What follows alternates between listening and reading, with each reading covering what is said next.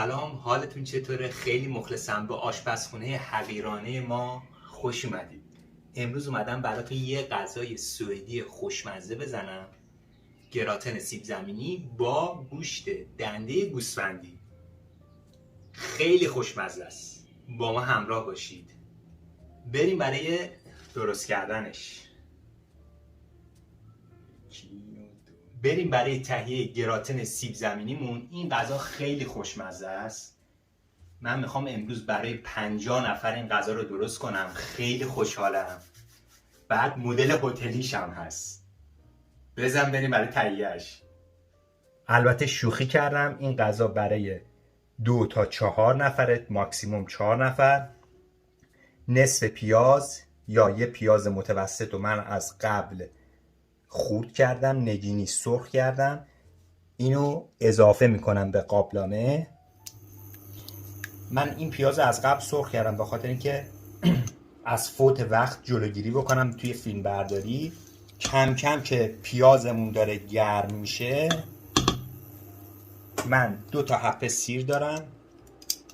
اینو پرس میکنم توی پیازم. 1 و دومی.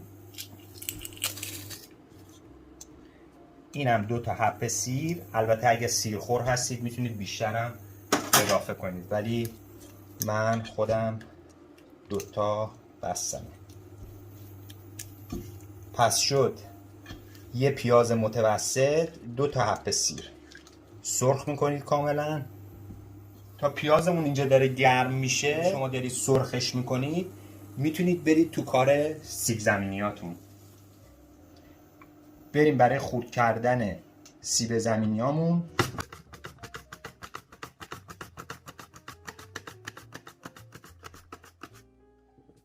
اگر قطر سیب زمینیاتون تقریبا به این اندازه باشه بسیار عالیه و توی سری پختنش هم به شما خیلی کمک میکنه. شما میتونید ضخامتش هم بیشتر بگیرید اگر از این دستگاه نداشتید، ولی یه ذره پختش، زمان پختش طولانی تر میشه. ولی این دستگاه یه ذره کار رو راحت تر میکنه، ولی انگشتانتون رو مواظب باشید.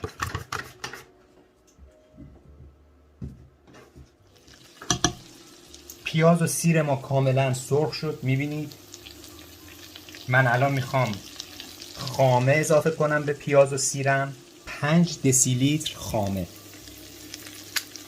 5 دسیلیتر، یعنی این الان 5 دسیلیتر خامه است. من اضافه میکنم 1 دسیلیتر شیر پرچرب، نمک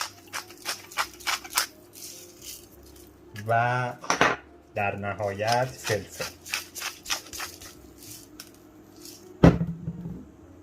یه همه ریز میزنیمش، میذاریم یه قل بزنه. من به اندازه تقریبا 1 کیلو سیب زمینی اینجا رنده کردم. به این صورت آماده است که میخوام اضافه کنم به شیر و خامم. من یه دوستی دارم از ایران اومد، این غذا رو من بهش دادم، عاشق این غذا شد. گفت میشه توی کیسه بریزی من ببرم یه ذره؟ گفتم نه نمیشه، شرمنده. خودش رفت درست کرد، ولی فکر نمی‌کنم خوب درست کرده باشه مثل من. خاممون داره قل میزنه. ما سیب زمینیامون رو اضافه میکنیم به خامه و شیرمون و شروع میکنیم اینو یواش هم زدن. اگر سیب زمینی ها رو اینجوری شما خرد کنید هم سریعتر میپزه و همین که خیلی وقتی که میخواین سروش کنید شکیلتر و خوشگلتر میشه. الان میبینید که یه ذره خامه شده، ولی وقتی که با نشاسته قاطی میشه خامه خودشو میگیره و کرمی مانند میشه. من یه ذره دیگه نمک و فلفل اضافه میکنم.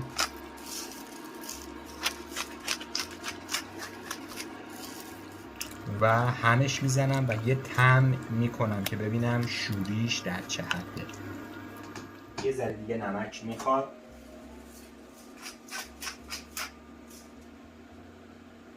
نمکش باید زیاد برید اینو، ولی زیاد نرید که دفعه شور بشه.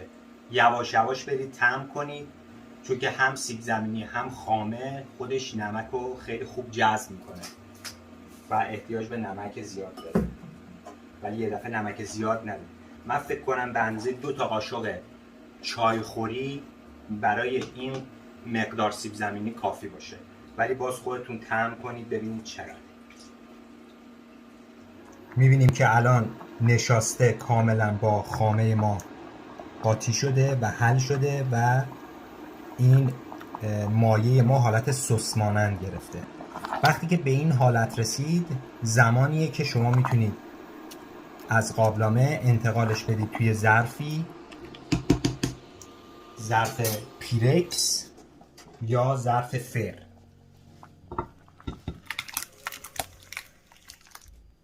گراتن سیب زمینی ما آماده است. میخوایم بذاریم داخل فر 200 درجه سانتیگراد 20 دقیقه تا 25 دقیقه. بریم بذاریمش داخل فر.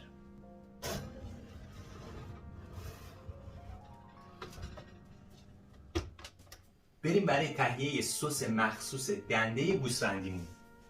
اول یه حبه سیر جعفری تقریبا به اندازه یه مشت، ریحون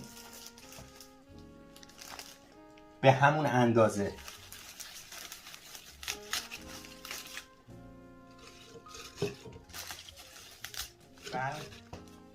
پوست لیمو و یه ذره از همین آب لیمو، البته بدون تخمش، یه ذره آب لیمو به اندازه تقریبا یه قاشق غذاخوری و روغن زیتون که بتونیم اینو راحت همش بزنیم.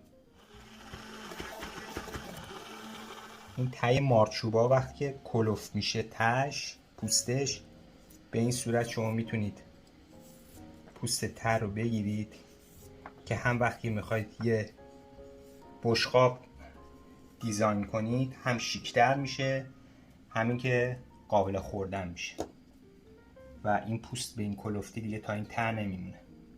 اینجا من تقریبا 100 گرم بروکلی دارم. اینا رو اول من با آب یه ذره نرمشون میکنم، یعنی میجوشونم. یه ذره که نرم شد برای سرخ کردنم آماده است. البته حتما اگر خواستید بروکلی رو بجوشونید تو آبتون حتما نمک بزنید. 2 تا قل بخوره بسشه، 3 تا قل بخوره بسشه، بعد میاد روی مایتابه سرخ میشه. من این دنده های گوسفندی رو از 3-4 ساعت قبل خوابوندم تو پیاز و روغن زیتون و نرم شده، برای سرخ کردن آماده است. گوشتای دنده گوسفندیمو من 3-4 ساعت خوابوندم توی پیاز و روغن زیتون که یه ذره بوش و طعمش عوض بشه. البته خود سوئدیا این کارو نمیکنن، فقط سس رو میزنن بهش و میندازن تو مایتابه، ولی من به خاطر اینکه بوی گوسفندیش هم گرفته بشه یه ذره تا حدودی این کارو کردم. نمک و فلفل، روغن، یه ذره روغن زیتون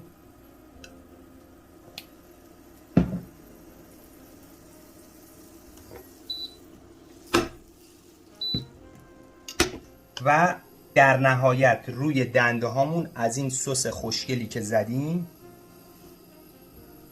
میمالیم روی دندم. این سس معجزه میکنه. حتما این سس رو استفاده کنید و بزنید روی دنده گوسفندی، ببینید چه هم که نمیکنه.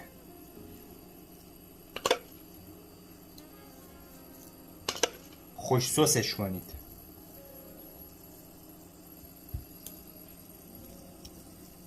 بریم برای انداختن توی مایتابه. 1 2 3 یه ذره زیر مایتا برکن.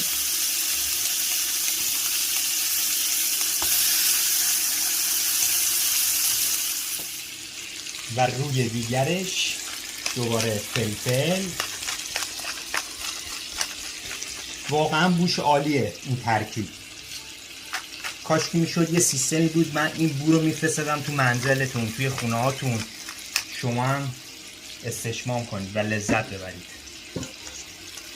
و از این سس خوشگلمون دوباره میمالیم روی دنده هامون. نه دنده خودم ها، گوشت دنده‌مون، دنده گوسفندی. بعد از 5 دقیقه من دنده هامو برمیگردونم. بعد از اینکه دنده هامون رو برگردوندیم میتونیم از مارچوبه هامون استفاده کنیم برای سرخ کردن و میندازیم دور مایتابه تا یواش یواش سرخ بشه. میریم برای اضافه کردن بروکلیامون. فلفلای پادرون اگر دوست داشتید میتونید 3-4 تا هم از اینا استفاده کنید، خوشمزه میکنه. و در نهایت یه خوشه از این گوجه های خوشگل.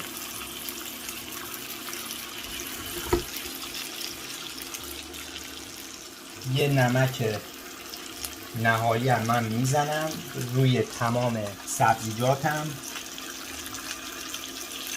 و یه ذره فلفل.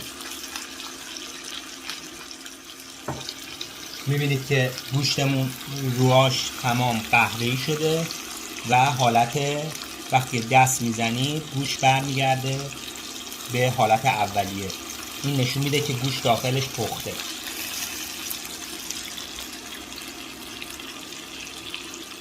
اینم از گراتن ما آماده است. بریم برای سروش. گوشتمون هم آماده است. خب بریم برای سرو گراتن سیب زمینیمون با دنده گوسفندیمون رو من براتون دیزاین کنم و بریم و برگردیم. دیریدین. بفرمایید اینم غذای ما آماده است و ایشالله خونه هاتون درست کنید و لذتشو ببرید.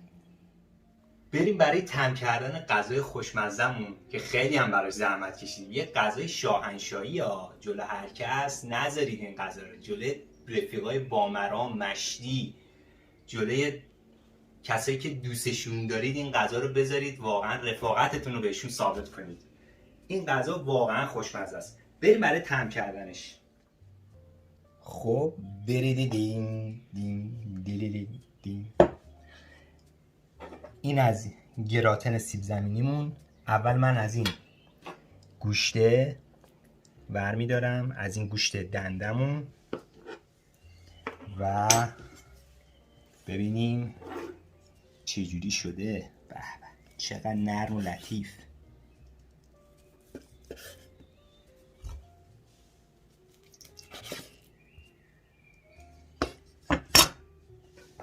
و از این گراتن سیب زمینیمون. این غذا رو باید به این صورت خورد. ترکیبی از گراتن سیب زمینی با گوشت دنده. خیلی خوشمزه. واقعا خوشمزه شده. اینم از آشپزی امروز ما. امیدوارم دوست داشته باشید. لایک و سابسکرایب یادتون نره. کامنت بنویسید و زینگولرم بزنید.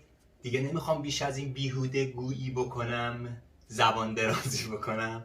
تا برنامه بعدی، خدا نگهدارتون. خداحافظ.